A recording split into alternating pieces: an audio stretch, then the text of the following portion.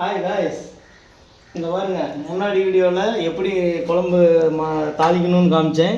இப்போ வந்து பார்த்திங்கன்னா குழம்பு வந்து நல்லா கொதிச்சிருச்சு. 20 நிமிஷம் ஆச்சு. பாருங்கள், சைடில் வந்து குழம்பு கொதிச்சோடனே ஆடை மாதிரி ஒரு மாதிரி ஒட்டிருச்சிடலாம். அப்படின்னா குழம்பு நல்லா வெந்துருச்சுன்னு அர்த்தம்.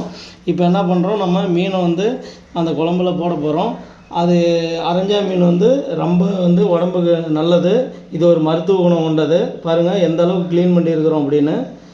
இது ரொம்ப ரொம்ப உடம்புக்கு நல்லது. அதுவும் இல்லாமல் குழந்தைங்க பெற்றெடுத்த தாய்மார்களுக்கு அதிகமாக கொடுப்பாங்க.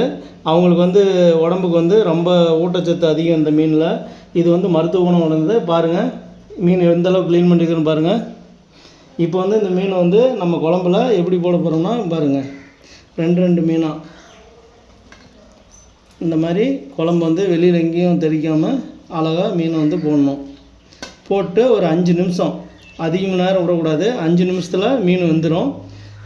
மீன் வெந்துருச்சோடனே மீனோட குழம்போட வாசம் வந்து நமக்கு நல்லாவே தெரியும். அதுக்கப்புறம் நம்ம இறக்கி வச்சிடணும்.